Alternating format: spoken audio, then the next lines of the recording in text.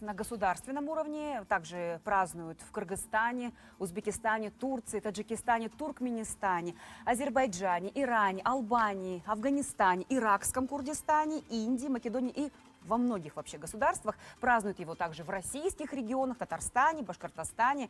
Наурыз также встречают в Китае и даже в Японии. С 2010 года Наурыз был объявлен национальным праздником и в Грузии. Ну, давайте к нашим ближним соседям. Солнечный Узбекистан, к примеру, отмечает Наурuz. Ну, у них называется он Навруз. 21 марта. И длится этот праздник там не один день. Продолжается веселье в течение 2 недель. Ну, то есть, если сравнивать с нашими 10 днями, да. И интересно то, что, по крайней мере, в интернете такая информация есть, что там выбирают хозяйку торжества. Это Бахор Ханум. И, как правило, ей становится красивая, работящая, веселая девушка. Она олицетворяет весну. И вообще с персидских языков Бахор означает весна. Итак. И вот праздничный дастархан в честь Наурыза в Иране, кстати, называется хафтсин. Его украшают 7 предметов на букву «С». Из особых традиций можно также назвать, что в некоторых иранских регионах праздник отмечают 13 дней по сравнению с нашими скромными 10. Мы не зря начали говорить про Иран и Узбекистан, потому что за нашим дастарханом сегодня очень почетный гость. Спасибо, что пришли. Это чрезвычайный полномочный посол Ирана в Республике Казахстан Маджид Самадзаде Сабер и Шерзод Пулатов, общественный деятель, председатель Узбекского этнокультурного центра в Нур-Султане и член АНК. И с нами также переводчик посла Ирана в Казахстане. Хош келдиңиздер, уважаемые гости. Вот, прежде чем, Алмаз, наверное, ты тоже, да, будешь участвовать в беседе, я как Бахор Ханум, согласно иранским традициям, предложу нашим гостям свежайший кумыс. Ну и хотелось бы сразу уточнить у господина посла, Иран — это та страна, в которой дольше всего празднуется Наурыз, да? Ну вот какие особенности празднования все-таки в момент празднования этого праздника в вашей стране? Как отмечает его иранский народ? Что в эти дни происходит? Чем вы отличаетесь?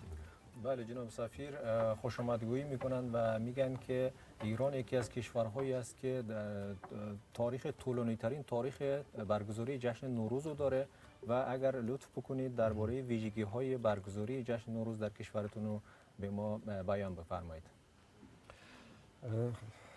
خیلی ممنونم، تشکر میکنم. благодарю вас, спасибо. من خیلی دوست دارم، خیلی خوشمزه است. Да, очень нравится мне кумыс. همونطور که اشاره کردید ایران قدیمی ترین و طولانی ترین برنامه ها و جشن های نوروز رو در دنیا داره و بی‌نظیرترینش رو ایران انجام میده. Да, как вы отметили, Иран является страной, где очень издревле и очень на периоде очень долгого времени празднуется Наурuz. И в Иране он празднуется исключительно, неповторимо. و از ایران نوروز به سایر کشورها سرایت کرده. ریشه فارسی نوروز هم همین فارسی هست به معنی روز نو. И праздник Наурuz, он передан другим регионам, странам, народам через Иран. И название Науруза – Наурuz, которое означает «новый день». هم روز نو هست برای ما، هم سال نو هست. سال ما اصلا با نوروز شروع میشه. Наурuz для нас это и новый день, и начало Нового года. در ایران هیچ وقت در طول تاریخ در سطح مردمی و در سطح دولتی تعطیل نشده برنامه‌های نوروز. И надо отметить, что в Иране никогда в истории празднование Науруза на народном уровне и на уровне государства никогда не приостанавливался. Она всегда продолжалась. مردم ایران از 1 ماه پیش به استقبال نوروز میرن، خانه تکانه میکنن، خودشون آماده میکنن برای نوروز. Иранцы начинают готовиться к празднованию Науруза месяц до праздника и начинают очищать свои дома. چهارشنبه قبل از نوروز مراسم خاصی برگزار میکنن به نام چهارشنبه سوری در خیابان‌ها. И также в среду, последнюю среду до Нового года в Иране проводятся такие народные веселья, называется чаршанбе сури. در روز عید نوروز هم که دقیقه و ثانیه‌اش محاسبه میشه بر اساس محاسبات ریاضی حکیم عمر خیام. امسال به وقت ایران ساعت 7:03:26 تحویل سال و نوروز آغاز میشه.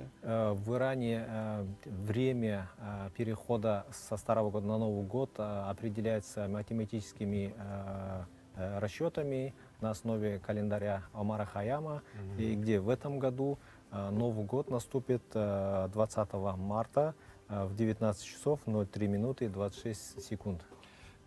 تو این لحظه اعضای خانواده روبوسی میکنن، بزرگترها به کوچکترها عیدی میدن، سر 7 سینی که چیدن جمع میشن و از فرداش عید دیدنی ها شروع میشه. کوچکترها به دیدن بزرگترها میرن، بزرگترها به کوچکترها عیدی میدن. И в этот момент, в момент перехода на Новый год, собираются все члены семьи собираются за столом хавцин, да, с праздничным дастарханом, где начинают поздравлять друг друга с праздником, здороваться.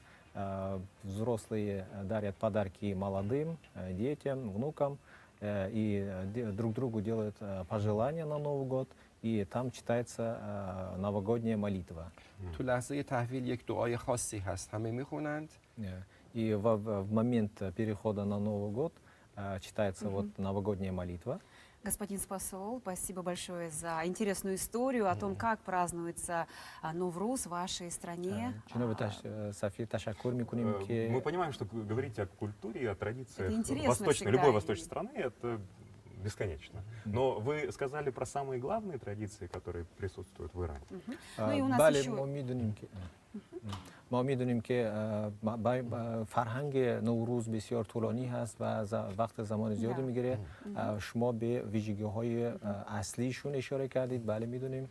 Надеюсь, это были главные особенности, да, من традиции? فکر میکنم که این ویژگی‌های و مراسم اصلی نوروز بوده. Мы сказали, в каждой стране отмечается Наурыз особенно, по-разному.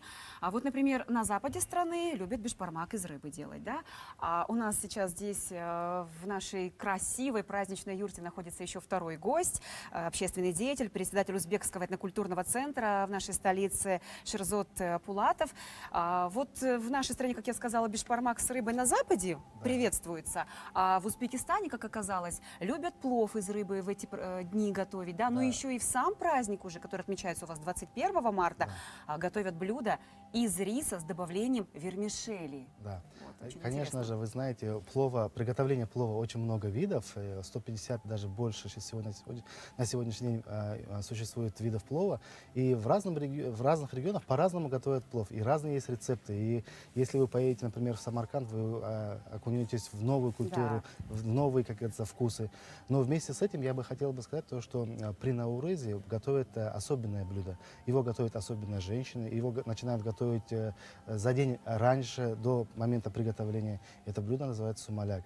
И вы знаете, она схожа с блюдом Наурыз кожи тем, что в нем также содержится очень много ингредиентов, которые именно олицетворяют весну. В основном он готовится из сока выжатой пшеницы, и из именно этого сока, то есть с добавлением муки, сахара и других ингредиентов, масла, готовится это блюдо. Это блюдо и олицетворяет весну, и, конечно же, те, кто пробует это блюдо, в нем иногда бывает орехи добавляют и камни, да, для того, чтобы не подгорело это блюдо, поскольку очень долго готовится. И те, кому попадет именно орех или это камушек, Может загадывать желание. может загадывать желание. Это мы знаем, это мы Есть знаем. такие поверья. Какие еще есть традиции, кроме вот, если не брать кулинарию в счет, еще, Да. может быть, какие-то? Конечно же, особенности? вы знаете то, что и узбеки, и казахи — это родственные народы, и поэтому у нас очень много схожих традиций. Как и в Казахстане, в Узбекистане празднуются конные виды спорта, это и кокпар, и, соревнования различного вида, как и борьба, например, да, перетягивание канатом. То есть есть национальные игры для девушек, это вот там бешташ, да, бестас у нас тоже, например, в некоторых регионах эту игру играют. То есть все игры, все увеселительные мероприятия, которые приносят радость людям. Вот вы говорили о том, что должно гостю попасться орешек или там еще какая-то вкусняшечка, да, то сейчас мы хотели бы сказать, что у нас, что касается Казахстана, есть такая традиция в праздновании Наурыз, нужно обязательно досыта